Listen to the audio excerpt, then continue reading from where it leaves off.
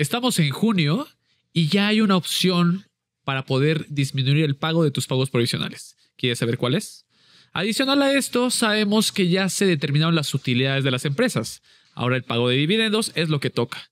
Te vamos a platicar sobre aspectos fiscales, legales y financieros sobre este tema. Esto y más en Sin Duda #Asesórate. Hola, ¿qué tal? ¿Cómo están? Bienvenidos una vez más a Sin Duda #Asesórate a través de 98.5 del FM. Mi nombre es Daniel Bouchan y durante esta hora vamos a platicar sobre ciertos temas que impactan a las empresas. Recuerda que también nos puedes ver y escuchar en @GarridoLicona en el canal de YouTube. Quiero presentar antes que nada a nuestro asesor del día de hoy, Jesús Antonio García, vicepresidente del Consejo de Garrido Licona. ¿Cómo te encuentras, Jesús? Muy bien, gracias, Dani. Bienvenidos. Ya pasamos ciertas etapas, la declaración anual, el dictamen fiscal, pero todavía hay temas que tocar en el ámbito fiscal. Pero esto no termina, no para. Exactamente. Nunca termina. Y cuando piensas que terminó, ya volviste a empezar. Y comienza, y después en septiembre viene otra cosa, y así nos vamos a ir durante todo el año. Hay una alternativa, y es lo que platicamos, para optimizar el flujo de efectivo. Y para platicar sobre este tema, ¿te parece si presentamos a nuestro invitado del día de hoy? El cual es Marco Antonio Chavarría, es socio director del área de cumplimiento fiscal en Garrido Licona. ¿Cómo te encuentras, Marco? Gracias por acompañarnos. ¿Cómo están, Daniel? Hola. Jesús. Bienvenido, Marco. Buenas noches. Y buenas noches Pareciera que nos traes malas noticias, pero no, al contrario, son buenas noticias, ¿no? Yo creo que más que decir que buenas noticias, es el momento oportuno en el que hay que analizar cómo estamos. Es prácticamente mitad de año y en materia fiscal podemos analizar cómo es que venimos haciendo nuestros pagos anticipados de impuestos sobre la renta y si hay manera de, no quiero decir de eficientar, porque en realidad no es que vayas a eficientar el pago, sino que probablemente por la mecánica que tiene este cálculo, y que ahorita me gustaría que abordáramos ese tema, puede ser que estemos haciendo, a lo mejor al día de hoy, pagos en exceso que la propia ley nos permite, digamos, que hacer un stop y recalcular y solicitar a la autoridad una disminución de esos pagos provisionales, ¿ok? Y que para el resto del año pues ya estemos pagando un impuesto mensual más apegado a lo que pudiera ser la realidad, o más bien tendría que ser la realidad al cierre del ejercicio. El tema y ahí es en donde viene la eficiencia en el flujo de efectivo.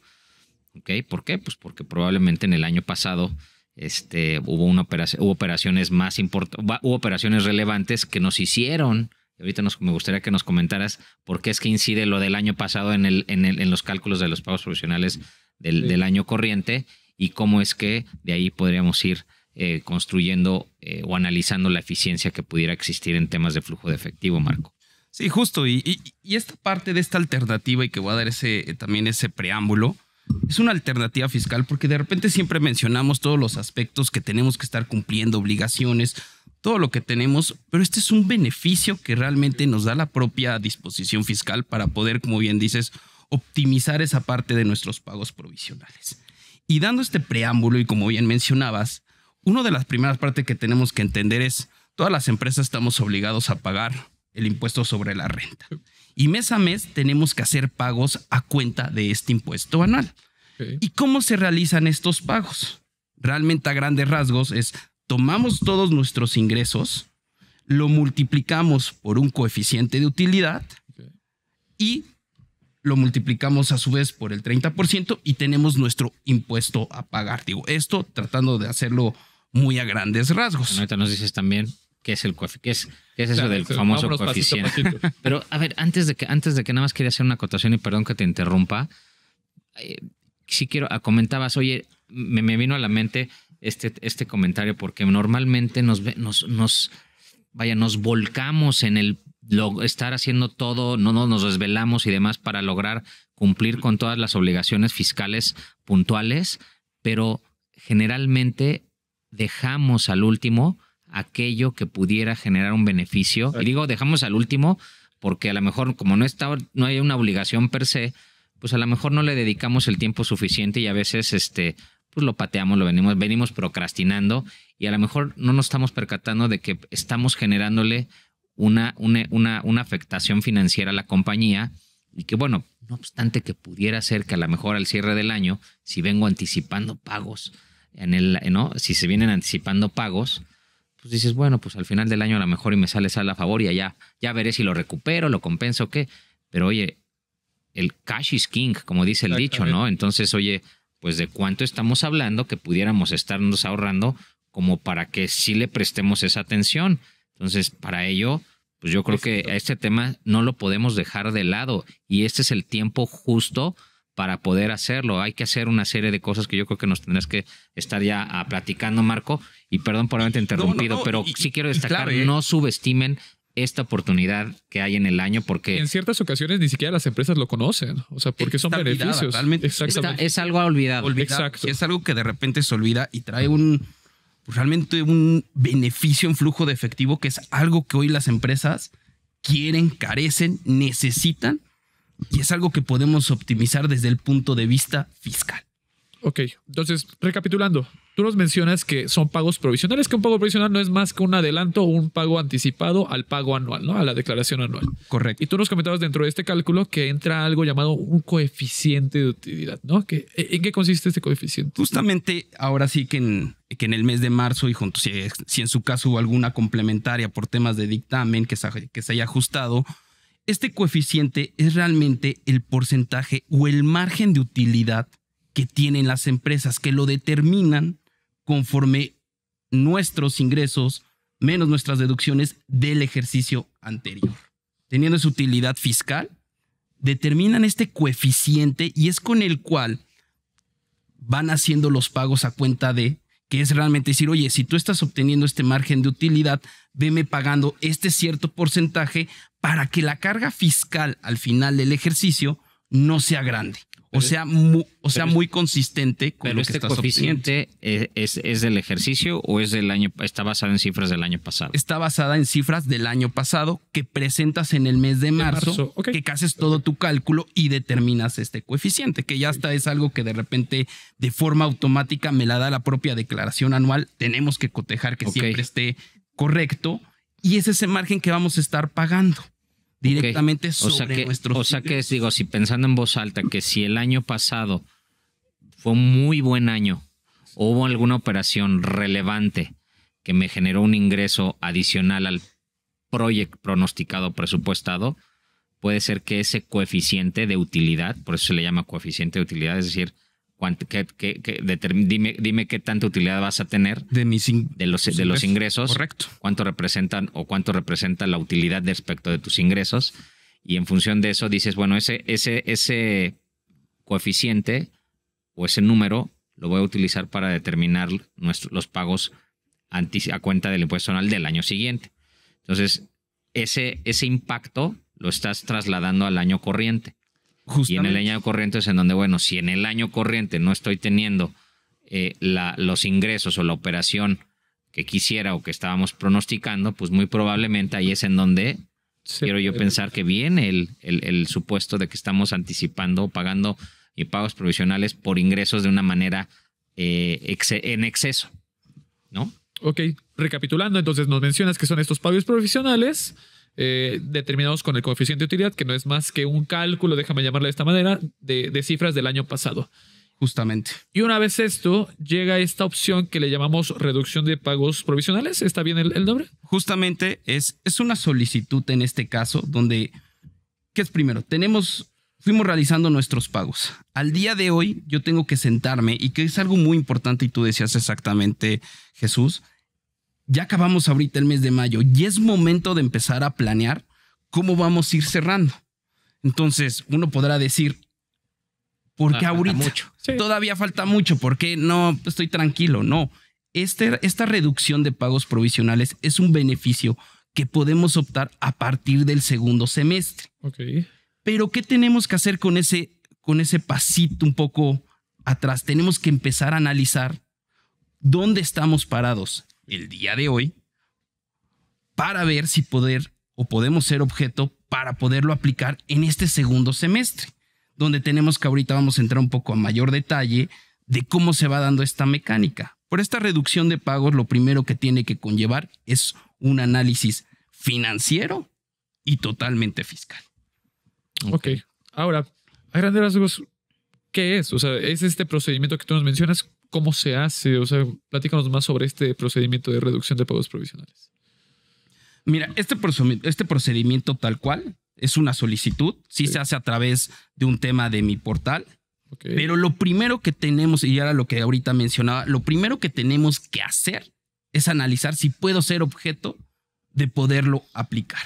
Como bien decía Jesús, podemos haber tenido operaciones extraordinarias, podemos haber tenido un coeficiente de utilidad muy alto y estar pagando un impuesto muy considerable.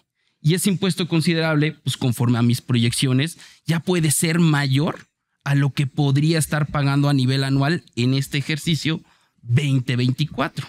Que es donde entra el comentario de Jesús de, oye, si el año pasado sé que tuvo una operación extraordinaria en la cual obtuvo un ingreso que no es normal, existe la posibilidad de que en este año o en este periodo que está pasando, pues ya tal vez ya pagué el monto que correspondía a este año. Si es por ahí, yo te diría que no necesariamente que fuera la operación extraordinaria. No, claro. O sea, puede ser que el año tuviste mayores ingresos, o a lo mejor en este año no te está yendo tan bien como quisieras. Y esa situación pues te está haciendo que estés, oye, si aparte que me está yendo no tan bien, pues estoy teniendo que anticipar un impuesto respecto de ingresos que no están en el nivel que yo desearía, pues no necesito ver cómo eficiento el flujo.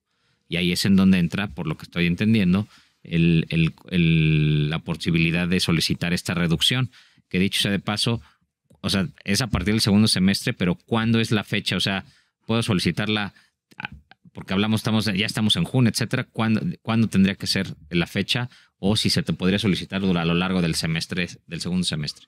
Mira, sé que ahorita estamos, y como bien decíamos, ahorita estamos todavía en junio.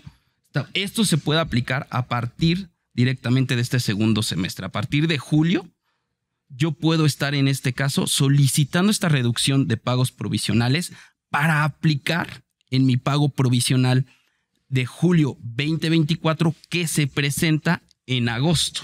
Ok. Ahí, pues, si quieres, ahorita vamos comentando un poco más a detalle. Para no interrumpir la idea, porque sí tengo algunas dudas sobre el tema de requisitos y temporalidades, pero ¿qué te parece si vamos a un pequeño corte y regresamos con este tema de reducción de pagos provisionales? Estamos en, sin duda, #asesórate a través de 98.5 del FM.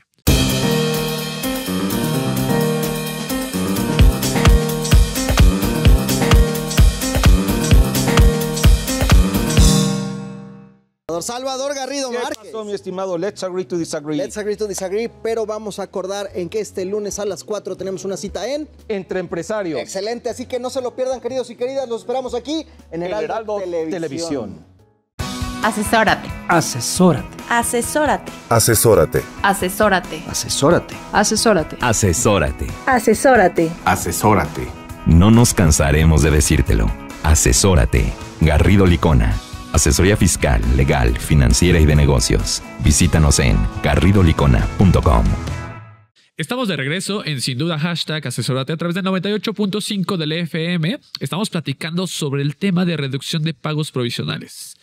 Y tenemos como invitado a Marco Chavarría, es socio director de cumplimiento fiscal de Garrido Licona, el cual nos está platicando sobre este beneficio alternativo a obtener mayor flujo en las empresas.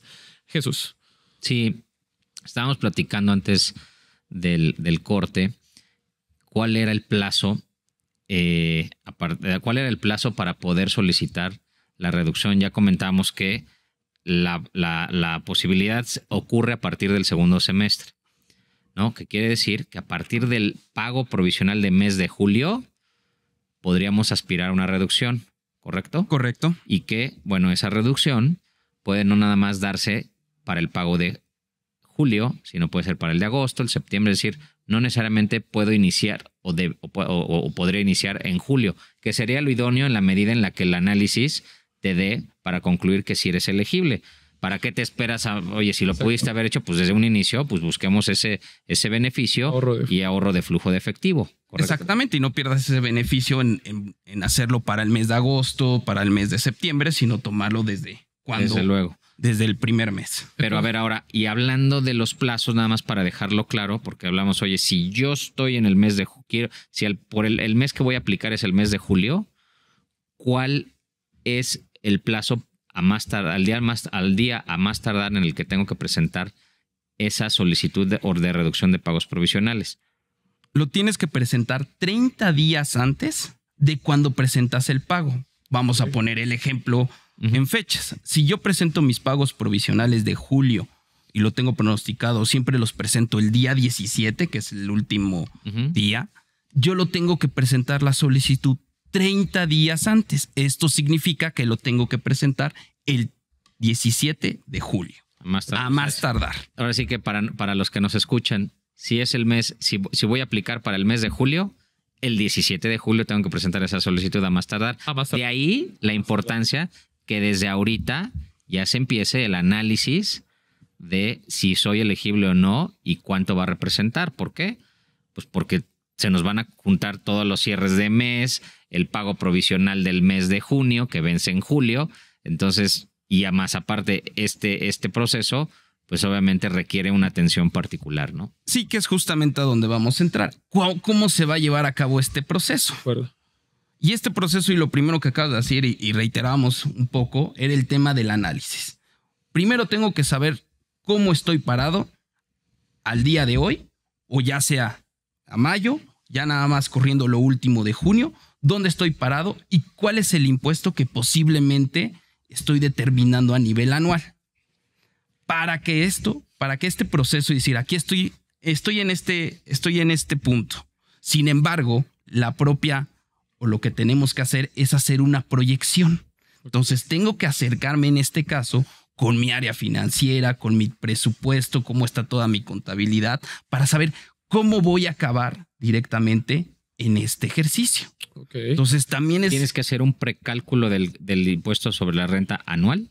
Justamente tengo que hacer un precálculo y lo tendría que hacer primero al mes de junio y hacer a su vez su proyección a cómo voy a terminar en el mes de diciembre. O sea que hay aspectos que, pues obviamente eso que implica, que tienes que obviamente proyectar ingresos, que tienes que proyectar costo de ventas, tienes que, bueno, dependiendo de la industria, pero tienes que proyectar tus gastos y demás para poder determinar una utilidad o pérdida según se trate, estimada, y en función de eso, ahora sí hacer el cálculo del impuesto sobre la renta.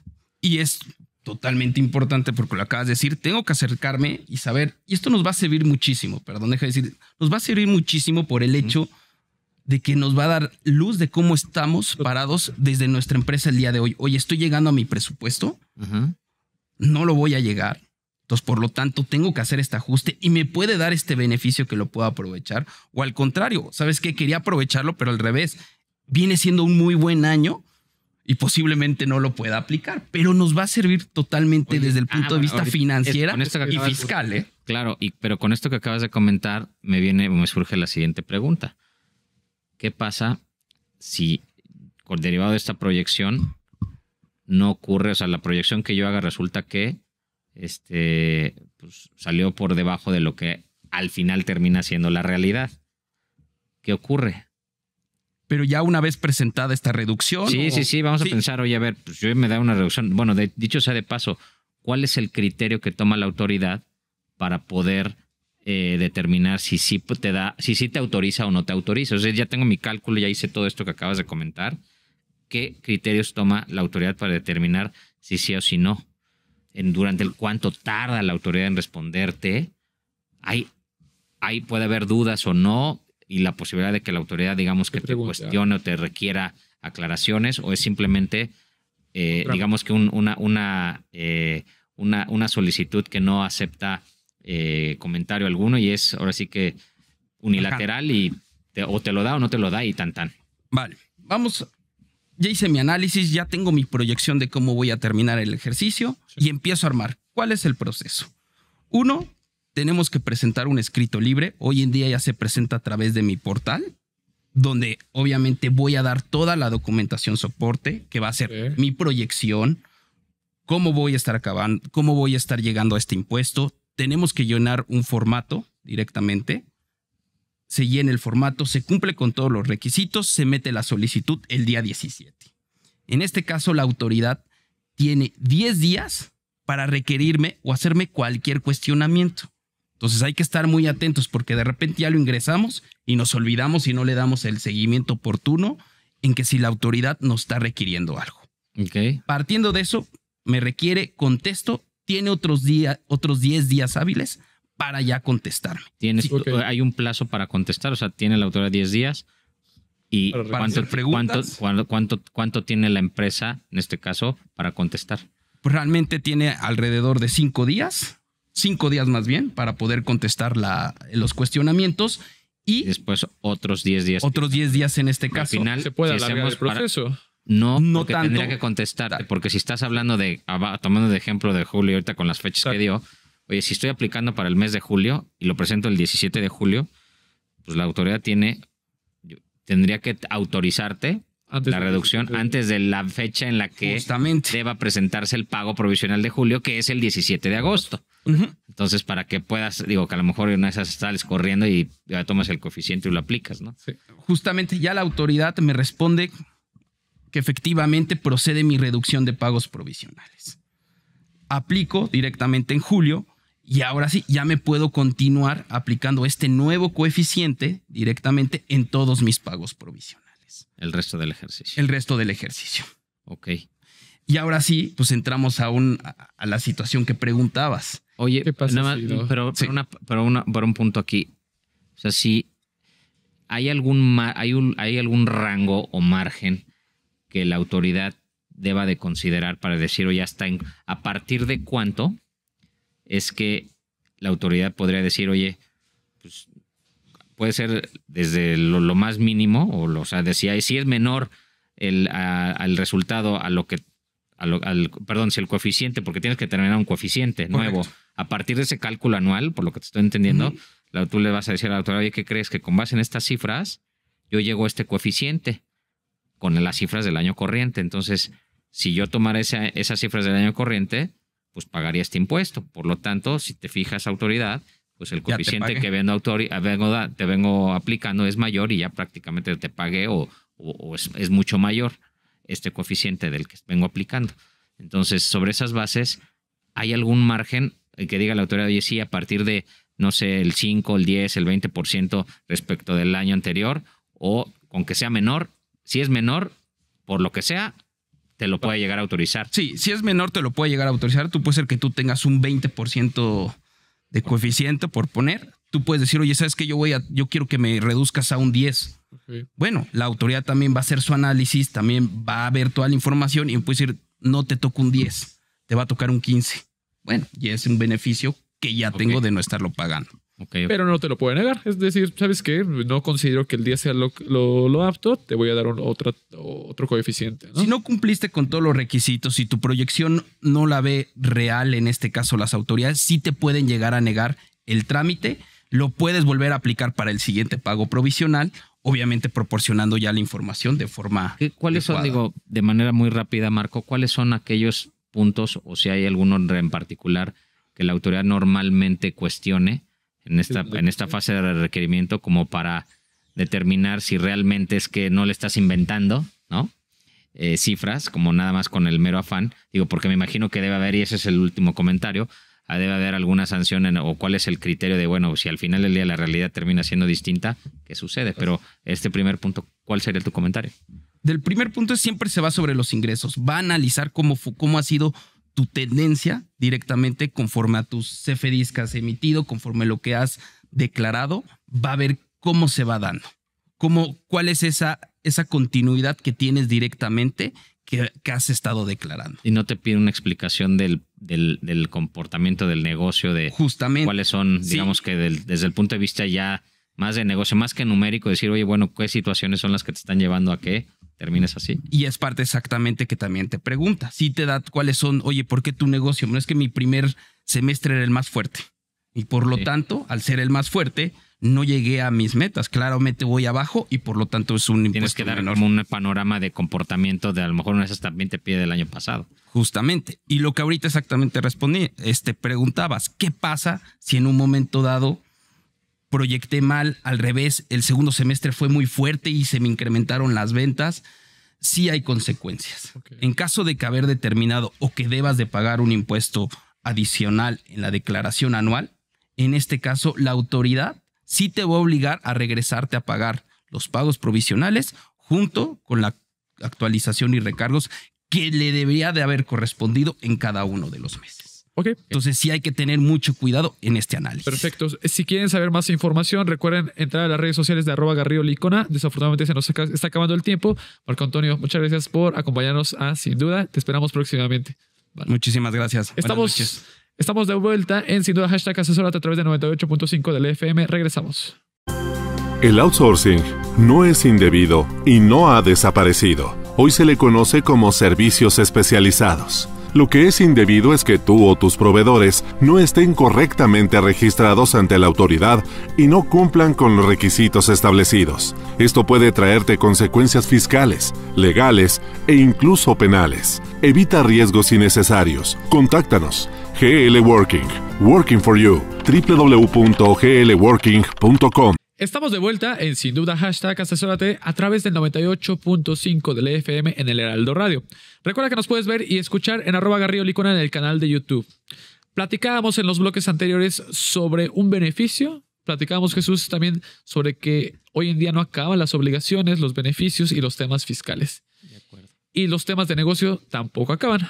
Vamos a platicar sobre el tema de pago de dividendos desde el ámbito fiscal, legal y demás, ¿no? Para lo cual presento a nuestro invitado del día de hoy, que es Asael Apolinar, socio y director de investigación fiscal en Garrido Licona. ¿Cómo te encuentras? Dani. Oye, bienvenido. Siempre un gustazo estar con ustedes y con su auditorio. Gracias por acompañarnos. Ya tenía unos episodios que no nos acompañaban. 2 o 3, yo creo. Pero bueno, hay un tema muy relevante que es el pago de dividendos, que derivado de ya todas estas obligaciones, ya fue la presentación de declaración anual, las reuniones o las asambleas de socios y accionistas, surge este tema, Jesús, que es el pago de... Así es. Digo, ya lo mencionabas, ya se cerró el ejercicio como se pudo, pero ya se concluyó, ya se presentaron pues las obligaciones fiscales, ya concluyeron auditorías, que eso es importantísimo y ahorita seguramente Asael nos lo va a confirmar. Y bueno, pues ahora toca revisar si efectivamente pues los accionistas quieren y pueden retirar como dividendo pues, parte de las utilidades que en su caso se hayan generado. Y para eso pues me gustaría primero empezar con algo que pareciera muy básico, pero muchas veces no lo es, que es un dividendo. Ok, el dividendo se puede resumir como la retribución al inversionista, socio, accionista de una sociedad de las ganancias que ha generado la empresa. Un socio, un accionista, un inversionista invierten, valga la redundancia, en una empresa para obtener ganancias. Exacto. Entonces, cuando esas ganancias se materializan, es cuando entra la figura del dividendo, que es pagarle esas ganancias a los socios y a los accionistas. Creo que el tema de los dividendos, que pareciera la base de cualquier negocio, es decir, a ver, una persona invierte en un negocio para obtener esos dividendos, se tiene que ver desde un abanico de disciplinas, desde el tema contable, correcto, el tema legal corporativo y el tema fiscal, como siempre, ¿no? El fiscal jamás se pierde. Sí, o sea, no pueden, antes de poder determinar la compañía, porque seguramente los socios o accionistas pues le van a decir a la administración, pues yo ya quiero retirar utilidades. Ah, pues sí, espérame, no es algo tan fácil. O sea, sí, pero no.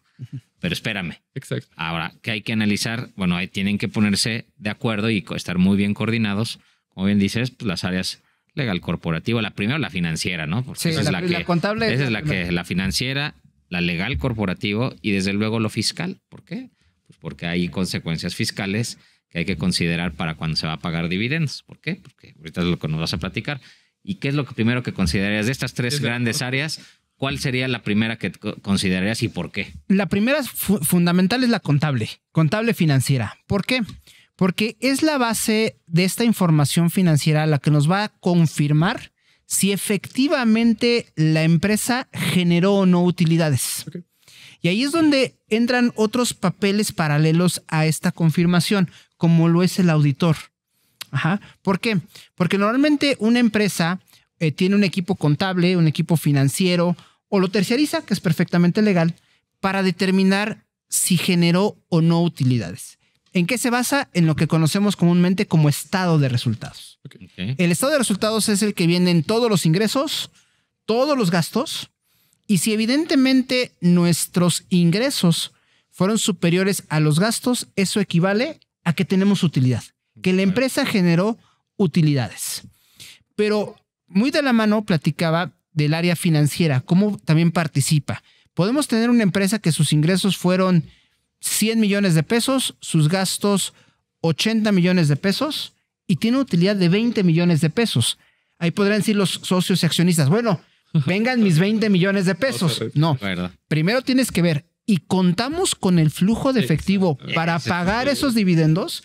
¿Por qué? Porque tal vez el ciclo de nuestro negocio es que vendemos a crédito un tema de días de cartera de 120 días, como en muchos casos hoy día. Dices, bueno, a ver, ahí están las utilidades, pero hoy día la empresa no tendría flujo para pagar esos dividendos y de tomar del flujo de operación ponemos en riesgo la continuidad del negocio.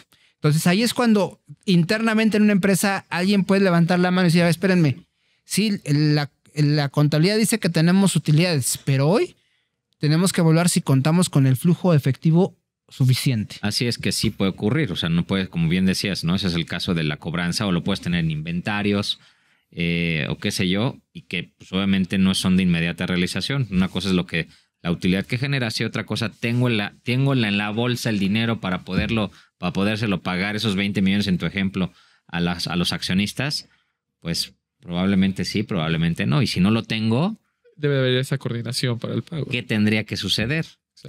Aquí mira, hay muchísimas figuras que pueden utilizarse. Por ejemplo, puedes decretar el dividendo y ahí es donde entra el área legal de la empresa. Primero para decir si puedes o no repartir dividendos. Pues por a ver si ahí están los 20, ¿cuál es la duda? Bueno, pues resulta que tal vez esa empresa solicitó un fondeo, un crédito en el cual uno de los covenants o salvaguardas que hay en los contratos dicen, a ver, yo te presto para que inviertas en tu negocio, pero no puedes decretar dividendos en 5 años. Para dar un ejemplo. Y seguimos en ese periodo. Y que decreta, o sea, el desconocimiento de ese tipo de contratos, que por eso es importante destacar la coordinación entre áreas, que se hablen.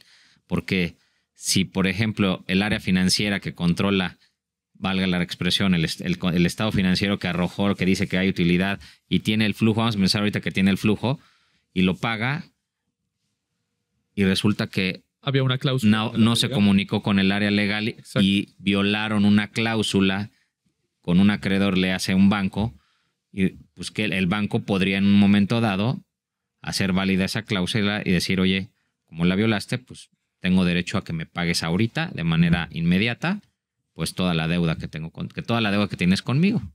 Y con ello, finalmente, es salvaguardar los intereses de la empresa, porque finalmente puede haber penalizaciones muy importantes si una empresa rompe ese tipo de covenants. Pero todavía regresando a la parte contable, otra figura fundamental es el auditor. ¿Por qué? Porque con independencia que las empresas generan sus propios estados financieros, es muy recomendable que tengan siempre la visión de un tercero. Hemos visto casos y son públicos donde desafortunadamente las empresas entran en contabilidad creativa, y utilizo este concepto porque fue el que utilizaron en famosísimos casos en el pasado, en donde por llegar a una métrica, por mostrar que el negocio va bien, luego pues los ingresos como que de pronto aparecieron y se inflaron, etcétera, y ahí te marca una utilidad que en realidad no generaste. No existe. Sí, de acuerdo. Y entonces ahí es donde en el pago de dividendos entra la figura del auditor externo para confirmarte que tus cifras son correctas. Y si no lo son, para decirte, a ver, esta utilidad no existe.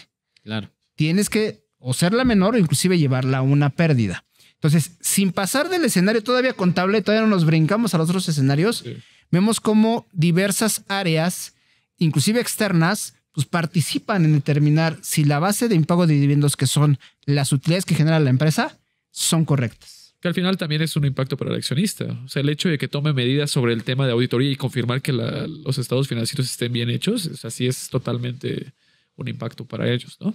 Claro. Y bueno, hace rato te preguntaba, Asael, que qué pasaría si la compañía no tiene el recurso, es decir, el dinero, el cash, para poder pagar ese dividendo. O sea, la utilidad ahí está y sí existe. Ya está, palomita. Pero si no tiene el recurso, ¿cuáles son esas alternativas que pueden existir? Porque ahorita, pues de bote pronto, alguien podría decir, pues pide un préstamo. Sí, fondeo. ¿No? Sí. Oye, si ya tengo uno, bueno, si tengo uno y no me limitan, que Sí. realmente lo hacen, déjame pensar, oye, o no tengo préstamos, mi empresa es muy sana y puedo pedir un préstamo o qué otras alternativas podrían haber. Y si puedo pedir un préstamo, lo puedo utilizar para eso y que si sí o si no, y qué consecuencias habrá. A ver, ahí entra otra área que es el ámbito fiscal. ¿Por qué? Legalmente una empresa puede pedir un préstamo para pagar un dividendo. No hay ningún impedimento en la ley de sociedades mercantiles para hacerlo. Pero ¿cuáles son las implicaciones? Que los intereses de ese préstamo para efectos fiscales no van a ser deducibles. Si bien la ley del impuesto sobre la renta maneja un concepto muy ambiguo, muy generalizado, al hablar de que los préstamos, para que los intereses sean deducibles, tienes que destinarlos al fin del negocio. Ujú. Y por ahí alguna vez algún colega dijo, pues el fin del negocio es pagar dividendos. ¿Cuál es la duda? Pero sí. Los tribunales ya dieron su línea. Y los tribunales dijeron, a ver, si tú vas a pedir un préstamo para pagar dividendos, definitivamente no son deducibles. Entonces, la realidad es que sería un riesgo importante para la empresa el solicitar un préstamo para el pago de dividendos. Ajá. Entonces, sí es algo que tienen que estar evaluando. Otro de los temas que te permite la ley y que se han implementado es diferir el pago.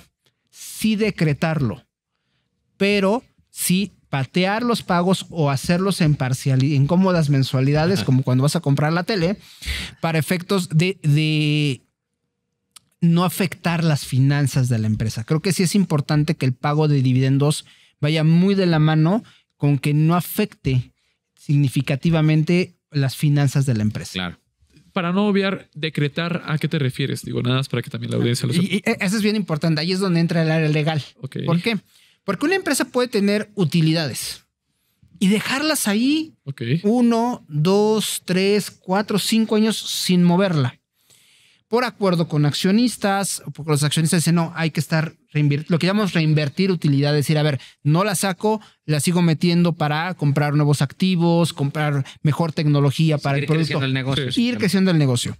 Decretar dividendos es cuando, ok, ya te dio la palomita contable, perfecto, está el número cerrado y entonces se reúnen los accionistas en una asamblea y dicen, tenemos 100 millones para repartir y en consecuencia decretamos el dividendo. Ok. Decretar no equivale a pagar.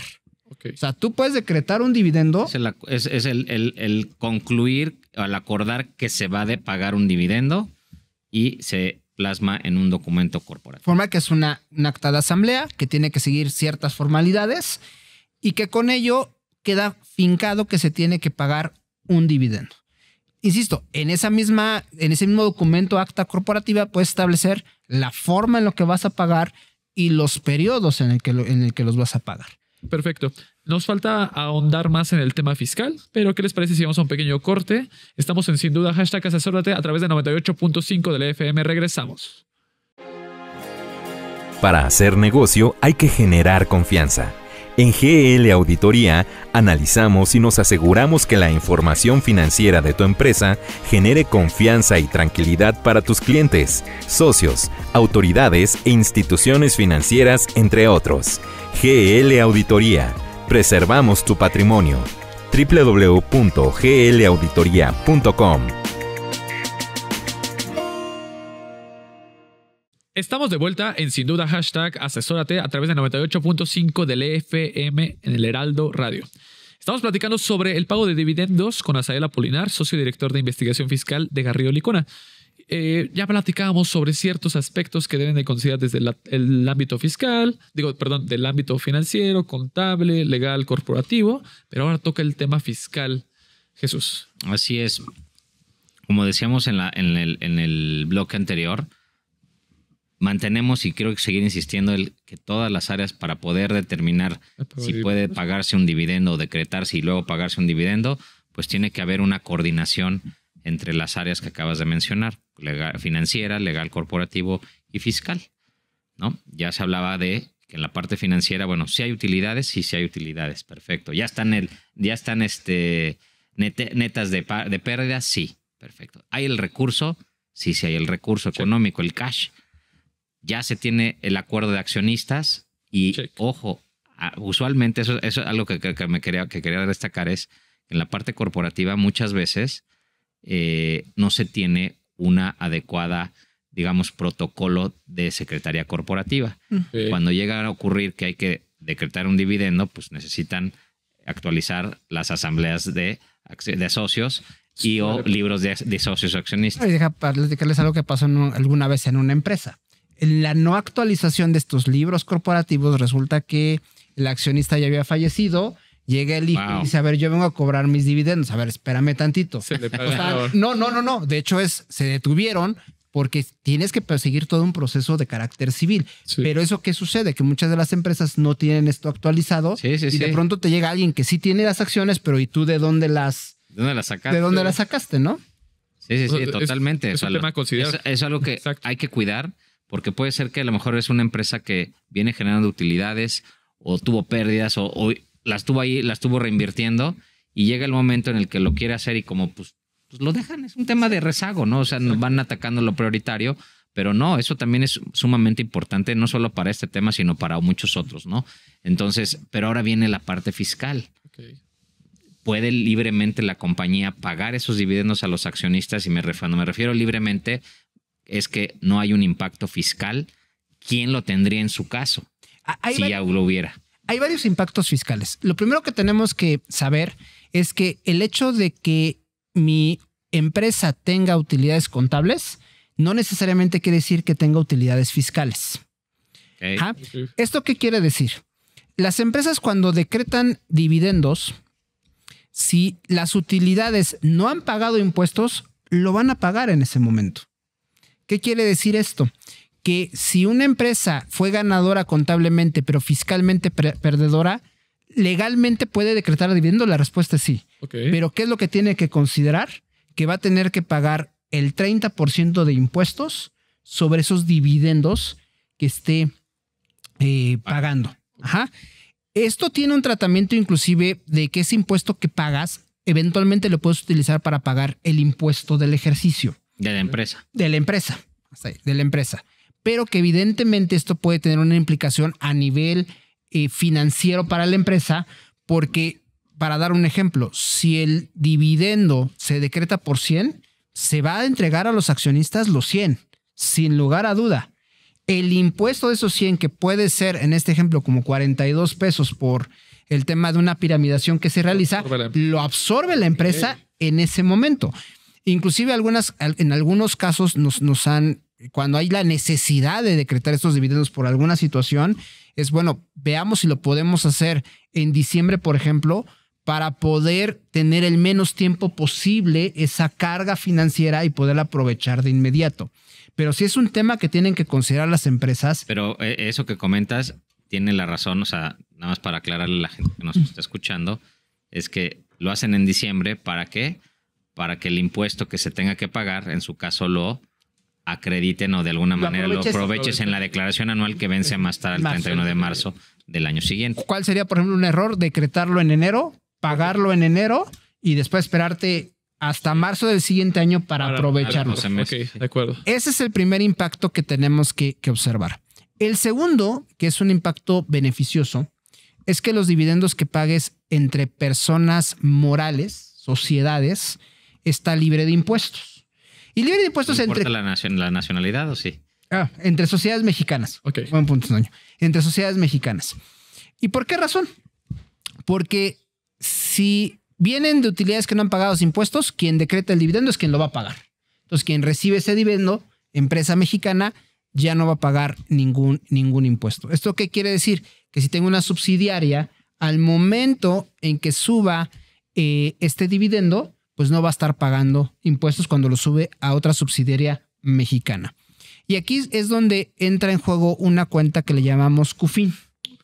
Ese saldo de CUFIN es importantísimo, quiere decir cuenta de utilidad fiscal neta. ¿Qué es la CUFIN?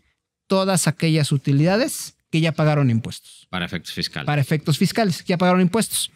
¿Qué quiere decir esto? Dividendo que yo decrete y pueda tomarlo de mi saldo de CUFIN, ese ya no va a pagar impuesto corporativo. Impuesto corporativo. Ese es un concepto que es meramente fiscal, que tiene que irse determinando a la par año con año, en caso de que obviamente existe y te dé precisamente utilidades que ya pagaron impuestos. Es como tener una canastita, imaginémoslo así, una canastita donde están albergadas las utilidades que ya pagaron impuesto, y que cuando llegue el momento de tener que pagar un dividendo, volteemos esa canasta y veamos si realmente hay o no. Digo, suena muy sencillo, también hay otras consideraciones que seguramente harás para poder decir si te tiene que pagar o no. La sociedad que paga el dividendo o la empresa que paga el dividendo tiene que pagar un impuesto o no, porque tiene esa canastita. Sí, y que de hecho es una pregunta que inclusive hasta el propio en las actas de asamblea identifican. O sea, cuando te reúnes, oye, ¿tenemos saldo de CUFIN o no tenemos saldo de CUFIN? Porque si no tenemos, súmale a la cuenta que tenemos que estar pagando el impuesto corporativo. Totalmente. Okay. Otro tema fundamental a considerar, ¿qué pasa si le pago este dividendo a un extranjero o a una persona física extranjera o mexicana? Bueno, cuando le pago el impuesto a una persona física mexicana, tengo que hacer una retención del 10%. No hay otra. Sobre el dividendo. Okay. Y algo bien importante que considerar, el dividendo para la persona física sí es un ingreso acumulable. Ojo, si le dan 100 pesos de dividendo, tiene que acumular esos 100 piramidados en su declaración, con la oportunidad de acreditar el impuesto que ya pagaron las sociedades que decretaron ese dividendo. O al impuesto. El impuesto sobre la renta corporativo. El del 30%. El del 30%. El del 10%. No, el del 30%. El 10% no hay nada que hacer con él. Eso ya. Esa es una retención. Eso es importante destacarlo, porque aquí mezclamos. Quiero ser muy claro con la gente que nos está escuchando, porque pareciera, a lo mejor para nosotros es algo sencillo. Sí. Pero por un lado hablabas de que la sociedad lo paga y luego lo puede aprovechar a nivel anual, y ahora ya llegó la persona, ahora sí es persona física. Si la empresa pagó un impuesto, pero el dividendo que lo recibió una persona física, ese impuesto también lo puede acreditar la persona física. Es correcto. O sea, acreditar me refiero a que lo pueda disminuir, aprovechar en su declaración anual, siempre y cuando sume a sus demás ingresos el dividendo que está percibiendo. En otras palabras, ¿qué sucede? Viéndolo en tasas, las personas físicas en ciertos rangos va a pagar el 35% de ISR. Como la persona moral pagó el 30%, realmente la persona física solamente tiene que pagar ese 5% de diferencial. Además de del 10% que ya le retuvieron. Ese sí se tiene que hacer, sí o sí. Sí o sí. Ese 10% ya es definitivo.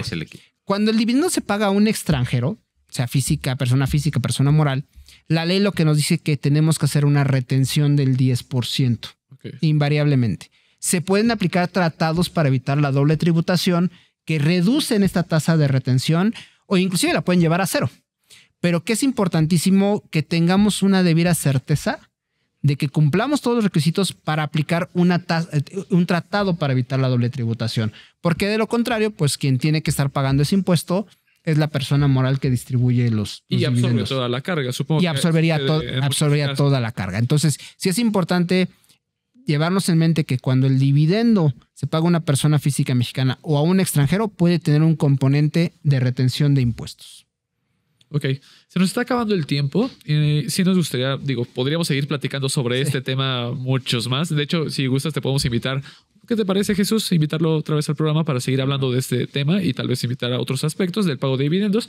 Sin embargo, pues sí nos gustaría saber tu recomendación acerca de este tema. ¿Qué deben de considerar las empresas o las personas físicas? Definitivamente las empresas tienen que asesorarse debidamente e integrar a diversas áreas, el área contable, el área legal corporativa, el área fiscal, cuando se piense pagar un dividendo.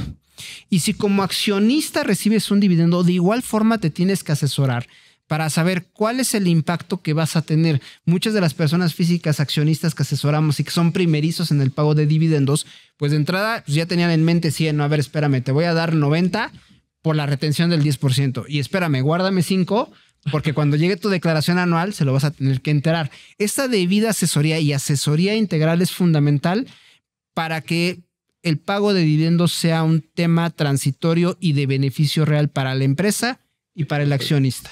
Perfecto. Azael Apolinar, socio director de investigación fiscal de Garrido Licona. Muchas gracias por acompañarnos. Muchas gracias, Dani, Toño, al auditorio que nos escuchó. Jesús Antonio García, nuestro asesor del día de hoy, vicepresidente del Consejo de Garrido Licona. Muchas gracias por acompañarnos. Nos vemos. Gracias a ustedes. Buenas noches. Soy Daniel Bouchan. Nos vemos la próxima semana en otro episodio más de Sin Duda #Asesórate a través del 98.5 del FM. Hasta luego. Bye.